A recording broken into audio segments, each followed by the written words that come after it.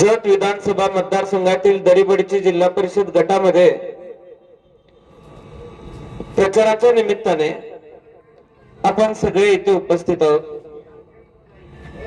खरं तर जत विधानसभा मतदारसंघामध्ये जत तालुक्यामध्ये सर्वात आधी मला कुणी बोलायची संधी दिली असेल तर ती विक्रमदादा सावंत यांनी डफळापूरमध्ये दिली। आणि करांडे साहेबांना मी सांगू इच्छितो, कराडे साहेबांना, की प्रचाराला मी आलो की निश्चितपणाने विजय निश्चित असतो हे विक्रमदादांना त्या ठिकाणी माहिती आहे। आज मला विश्वास आहे की ज्या वेळेस सर्वसामान्य लोक बोलतात, सर्वसामान्यांचा आवाज ऐकतोय आणि सत्ताधाऱ्यांच्या विरोधात असलेली सर्वसामान्यांची आकाश भावना बघतोय, त्यावेळेस येत्या जिल्हा परिषदेच्या निवडणुकीला सांगली जिल्हा परिषदेचा अध्यक्ष हा महाविकास आघाडीचाच असेल हा विश्वास मला तुम्हाला सर्वांना द्यायचा आहे। सांगली जिल्हा परिषद ज्या जिल्हा परिषदेनं यशवंतराव चव्हाण साहेब असतील, स्वर्गीय वसंतदादा असतील, स्वर्गीय राजाराम बापू असतील, यांचा विचार जपण्याचं काम केलं। आदरणीय आबांनी, आदरणीय पतंगराव कदम साहेबांनी, त्याचबरोबर जयंत पाटील साहेबांनी, या सर्व चांगल्या लोकांच्या, महापुरुषांच्या विचाराने ही जिल्हा परिषद चालवण्याची भूमिका आजपर्यंत घेण्याचा प्रयत्न केला। सर्वसामान्य माणसापर्यंत जिल्हा परिषदेच्या माध्यमातून पोहोचायचं, त्यांच्या अडचणी सोडवायच्या, सत्तेच्या विकेंद्रीकरणाचा विचार यशवंतराव चव्हाण साहेबांनी मांडला आणि सामान्य माणसाला ताकद दिली गेली पाहिजे, यासाठी स्थानिक स्वराज्य संस्था निवडणुका उभ्या केल्या गेल्या। पण आज राज्यभरातली परिस्थिती आपण बघतोय, कशा पद्धतीनं आज निवडणुका लढवल्या जात आहेत। पैशातनं सत्ता आणि सत्तेतून पुन्हा पैसा, या पद्धतीनं निवडणुका लढवण्याचं काम आज सत्ताधारी पक्ष करताय, भारतीय जनता पार्टी करताय। लोकांना विकत घ्यायचं, लोकांचं मत विकत घ्यायचं, लोकांना गृहीत धरायचं आणि त्या माध्यमातून मतं मिळवून पुन्हा एकदा लोकांना लुबाडण्यासाठी आम्ही सज्ज आहोत हे सांगण्यासाठी लोकांच्या समोर छाती टोकून जायचं, अशा वृत्तीचे, अशा प्रवृत्तीचे आज भारतीय जनता पार्टीमध्ये लोक, सत्ताधारी पार्टीमध्ये लोक उमेदवारी घेत आहेत। मी आपल्याला सर्वांना सांगू इच्छितो, आपल्याला सर्वांना सजग राहावं लागणार आहे। आज मी तासगाव कवठे विधानसभा मतदारसंघामध्ये 145 गावांचा माझा आत्ताचा विधानसभा मतदारसंघ आहे। त्या मतदारसंघातल्या सर्वसामान्य लोकांनी मला संधी दिली, एक चांगलं सक्षम पॅनल जिल्हा परिषदेला आणि पंचायत समितीला मी उभा करू शकलो। खर तर निवडणूक लागल्यापासून निवडणूक संपते कधी असं जर महाराष्ट्रामध्ये कुठल्या एकमेव आमदाराला वाटत असेल तर ते मला वाटायला लागलेलं आहे। गेल्या 25 दिवसामध्ये एवढी भांडणं मी मिटवली, जुन्या जाणत्या लोकांचा सल्ला मसलत घेऊन एवढी एकोपा निर्माण केला। मला विश्वास आहे भारत पाकिस्तानच्या दोन्ही पंतप्रधानांना बसवलं तर त्यामध्ये सुद्धा तोडगा आता मी काढू शकतो, इतकी भांडणं गेल्या 20-25 दिवसामध्ये मी मिटवलेली आहेत। तुम्ही सर्वांनी विचार करण्याची आवश्यकता आहे। राज्यभरातली परिस्थिती तुम्ही बघताय, जिल्हा परिषदेच्या आणि पंचायत समितीच्या निवडणुका लागलेल्या आहेत। मंत्र्यांच्या बायका जिल्हा परिषदेला उभारलेल्या आहेत, मंत्र्यांची पोरं पंचायत समितीला उभारलेल्या आहेत। जे लोक 2014ला घराणेशाहीच्या विरोधात बोलत होते, आज त्यांचाच पक्ष संबंध महाराष्ट्रामध्ये घराणेशाहीचं दोतक बनलेलं हे आपल्याला सर्वांना बघायला मिळतंय। यांचीच मुलं पंचायत समितीला उभारलेली आहेत, यांच्याच बायका जिल्हा परिषदेला उभारलेल्या आहेत। मग यशवंतराव चव्हाण साहेबांनी, काँग्रेस राष्ट्रवादीच्या सरकारने त्यावेळेस सर्वसामान्य माणूस उभा राहायला पाहिजे या भावनेतून जिल्हा परिषदेची तिकीट वाटली, पंचायत समितीची तिकीट वाटली। मी सहज एक मनसूरबाई सांगू इच्छितो, जयंत पाटील साहेबांचा आमचा तो गुण आहे का अवगुण आहे मला माहित नाही, पण एखादा तिकीट आपल्याही घरामध्ये आलं पाहिजे असं का वाटलं नसायला पाहिजे।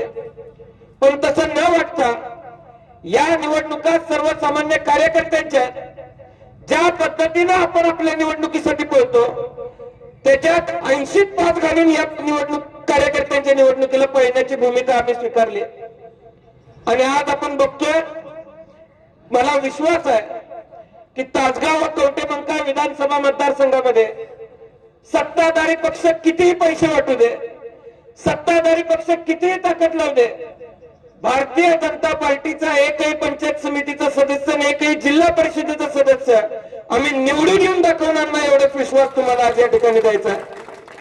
त्यामुळे महाविकास आघाडीला तुम्ही सर्वांनी ताकद द्यायची. मागच्या नगरपालिकेला सामान्य घरातले अनेक मुलं आम्ही तासगावच्या उभं केले. 3 नंबर मध्ये आम्ही एक उमेदवार दिला, मसाले दुधाचा गाडा चालवायचा.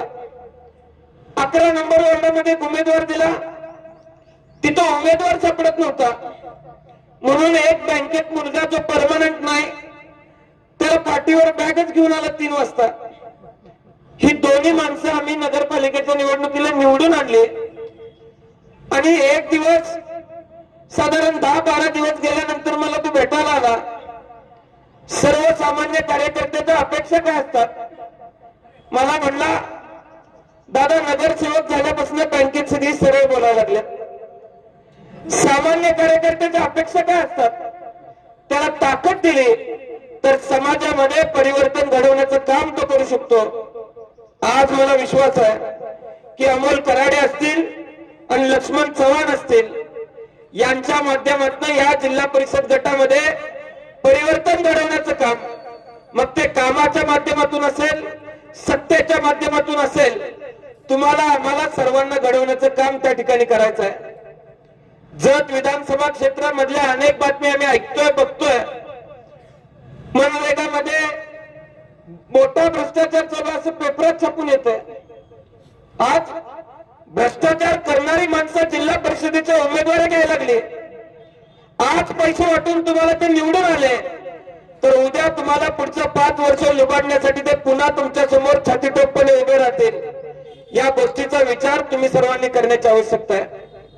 सगळीकडे मी बघतोय मताला रेट काढलाय 5,000, 10,000. आम्ही पैशाला झाडाला पैसे लागलेत काय असं आजपर्यंत वाक्य सहज म्हणायचो, पण यांच्या अंगणातली झाडं एकदा तपासली पाहिजेत असं आता वाटायला लागलं. एवढे पैसे आणतात कुठनं? सर्वसामान्यांना लुबाडून सर्वसामान्यांच्या योजनात हात घालून ते पैसे खिशात घालायचे आणि निवडणुका लागल्या की पुन्हा तेच पैसे लोकांना वाटायचे अशी परिस्थिती निर्माण झालेली आहे. काय परिस्थिती आहे मराठी शाळांची? जिल्हा परिषदेच्या शाळांमध्ये जातो कोण? गावगाड्यामध्ये राबणाऱ्या कष्टकऱ्यांची पोरं जिल्हा परिषदेच्या शाळेमध्ये जातात. आज तुम्ही शिक्षकांवरचा भार बघताय. शिक्षकांची काय परिस्थिती केलेली आहे? मी काल परवा वाचत होतो, गावात भटकी कुत्री मोजण्याचं काम शिक्षकांना दिलेलं आहे. शिक्षकांनी पोरं शिकवायचे का भटकी कुत्री मोजायचे? आज भाजप सरकारचं सत्ताधारी पक्षाचं एकच धोरण आहे, सर्वसामान्य बहुजनांची पोरं जर शिकली तर यांच्या सत्तेला छेद देण्याचं काम महाराष्ट्रातला बहुजन समाजाचा मुलगा करेल, पोरगा करेल. त्याला कायमचं अशिक्षित ठेवून, समाजातल्या प्रक्रियेतून बाहेर ठेवून, राजकीय प्रक्रियेतून बाहेर ठेवून नेहमी सत्ता केंद्र आपल्या ताब्यात ठेवण्याचं काम यांच्या पक्षाचं आहे. हे आता आपण सर्वांनी ओळखण्याची गरज आहे. शेतकऱ्याची परिस्थिती अत्यंत दयनीय आहे. जतला 6.5 टीएमसी पाणी जयंत पाटील साहेब जलसंपदा मंत्री असताना झालं. त्यावेळेस सावंत साहेब आमदार होते. अनेक बैठकीचा मी साक्षीदार आहे. आज आपण बघतोय काम कुठल्या पद्धतीनं चालू आहे, कुठल्या गतीनं चालू आहे, किती काय दर्जाचं चालू आहे आणि आपण सर्वांनी या सगळ्या गोष्टी तपासण्याची आवश्यकता आहे, ओळखण्याची आवश्यकता आहे. त्यामुळे माझी जत विधानसभा क्षेत्रातल्या लोकांना विनंती आहे, सर्वसामान्य कष्टकरी शेतकऱ्याच्या पाठीमागे उभा राहणाऱ्या, सर्वसामान्य विद्यार्थ्याच्या मागे उभा राहणाऱ्या, त्या विद्यार्थ्यांना शिकवणाऱ्या शिक्षकाच्या मागे उभा राहणाऱ्या, माता भगिनींच्या सन्मानाच्या मागे उभा राहणाऱ्या उमेदवारांनाच तुम्ही सर्वांनी निवडून देण्याचं काम आज या मतदारसंघामध्ये करायचं आहे. तुम्ही सर्वांनी आम्हाला उभं करण्याचं काम करायचं आहे. मी तुम्हाला विश्वासानं सांगतो, तुम्ही ताकद दिली तर आमच्या सारख्या उमद्या तरुणांना काम करण्याचं बळ मिळतं.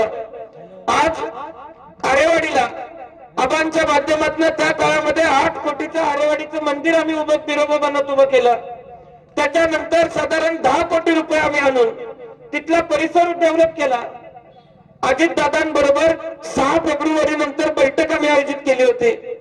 साधारण 164 कोटींचा प्रस्तावाला या अर्थसंकल्पामध्ये मान्यता देण्यात यावी यासाठी आरेवाडीतल्या सगळ्या पुजाऱ्यांना घेऊन आम्ही त्यांना भेटणार होतो. आमचं दुर्दैव आहे की अजितदादा आपल्यातून निघून गेले. ग्रामीण महाराष्ट्राचा चेहरा हरवला. आपण सगळे मिळून बघताय, एखादं नेतृत्व घडायला 20-25 वर्ष लागतात.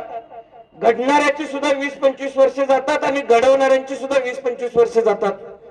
कवटेमंकाळ तालुक्यातले शेंडगे बापू आमचे मोठे झाले. बापू गेल्यानंतर कवटेमंकाळ तालुक्याची काय परिस्थिती झाली. 2009 ला सुदैवानं आबांना तो मतदारसंघ लागून आला. अगदी 5 वर्षामध्ये 1200 कोटीचं काम आम्ही कवटेमंकाळला करून दाखवलं. पण अचानक आबांचं निधन झालं. आज महाराष्ट्रामध्ये इतकी मोठी माणसं अचानक झाल्यानं महाराष्ट्राचं फार मोठं नुकसान होतंय. त्यामुळे उद्या सांगली जिल्ह्याचं पुन्हा नाव मोठं करायचं असेल, सांगली जिल्ह्याचं नाव महाराष्ट्राच्या पुन्हा कानाकोपऱ्यात न्यायचं असेल तर आमच्यासारख्या तरुण उमद्या पोरांच्या मागे तुम्ही सर्वांनी उभं राहण्याची आवश्यकता आहे. जत विधानसभा मतदारसंघातल्या लोकांना माझी विनंती आहे की जाती जातीमध्ये भांडण लावणारे, धर्म धर्मामध्ये भांडण लावणारे आज महाराष्ट्रभरातून बघतोय. मुस्लिम समाजाच्या बाबतीत गरज ओकली जाते, ख्रिश्चन समाजाच्या बाबतीत गरज ओकली जाते. गुन्ह्या गोविंदानं राहणाऱ्या अनेक गावांमध्ये आज भांडणं लागण्याची कामं, भांडणं लावण्याची कामं जी लोक करतात त्या लोकांच्या प्रवृत्तीला, त्या लोकांच्या पक्षाला या मतदारसंघातली जनता भाजप सारख्या पक्षाला लांब ठेवल्याशिवाय राहणार नाही हा विश्वास मला आज या ठिकाणी व्यक्त करायचा आहे. त्यामुळं तुम्ही सर्वांनी विचार करा की येत्या काळामध्ये जिल्हा परिषद असेल किंवा पंचायत समिती असेल, खर तर जुन्या लोकांना या सगळ्या स्थानिक स्वराज्य संस्थांचं महत्व माहिती आहे. पण आमच्या तरुण पिढीला या माध्यमातून काय काम होतं प्रदीर्घ काळ निवडणुकाच झाल्या नसल्यामुळे माहित नाही. आज जिल्हा परिषदेच्या माध्यमातून, पंचायत समितीच्या माध्यमातून ग्रामीण भागामध्ये विहिरी मंजूर होतात, शेततळी मंजूर होतात, शेतकऱ्यांच्या अनेक योजना राबवल्या जातात, घरकुलं दिली जातात. तुम्हाला सर्वांना एकच विनंती करतो, जो व्यक्ती तुम्हाला पैसे देऊन निवडून येईल तो तुमच्या कामाला प्राधान्य देईल का याचा विचार सर्वसामान्य माणसाला करण्याची गरज आहे. मला मगाशी सांगितलं, आमचे पंचायत समितीचे उमेदवार लक्ष्मण काका चव्हाण हे सुरुवातीपासून गंभीर काम करत होते. खर तर एवढ्या सामान्य कुटुंबातल्या उमेदवाराला तुम्ही सर्वांनी उमेदवारी दिली त्याबद्दल मी इथल्या कोर कमिटीचं मनापासून अभिनंदन करेन. आमचे कराडे साहेब दुधाचा व्यवसाय करायचे, सोसायटी चालवतात. ग्रामीण भागाची ज्या गोष्टींची नाळ जोडलेली असते अशी माणसं उमेदवार म्हणून तुमच्या समोर आम्ही दिलेली आहे. त्यामुळे तुमचा प्रश्न समजून घेणारा, तुमच्या अडचणी समजून घेणारा माणूस तुम्ही निवडून देण्याचं काम तुम्हाला करायला लागणार आहे.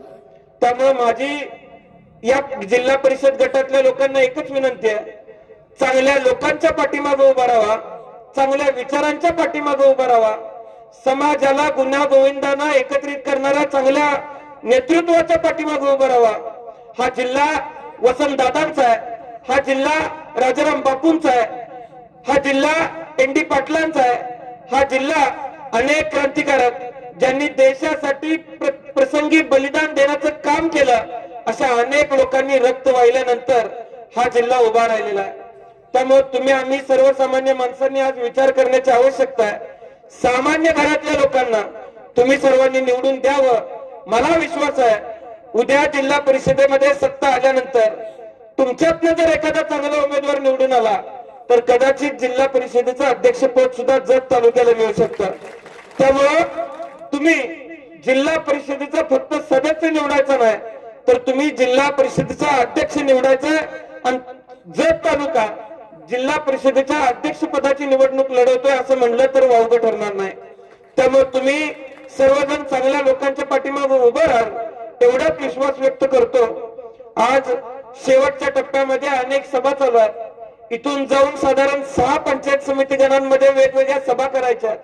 त्यामुळं आपल्या सर्वांचा फार वेळ न घेता तुम्ही चांगला विचार कराल एवढीच अपेक्षा मी आपल्या सर्वांकडून व्यक्त करतो आणि माझे 2 शब्द मी संपवतो. येत्या 7 तारखेला तुतारी वाजवणारा माणूस यांना जिल्हा परिषदेच्या उमेदवारीसाठी आणि पंचायत समितीच्या उमेदवारीसाठी काँग्रेसचा पंजा या दोन्ही चिन्हांवरती बटन दाबून मोठ्या मताधिक्याने तुम्ही या उमेदवारांना निवडून द्यावं एवढंच आवाहन मी करतो. त्याचबरोबर आज महाराष्ट्र चिंचणीची यात्रा आहे, त्या यात्रेच्या सुद्धा हार्दिक शुभेच्छा मी तुम्हाला सर्वांना देतो आणि माझे 2 शब्द मी संपवतो. जय हिंद, जय Maharashtra. Press the bell icon on the YouTube app and never miss another update.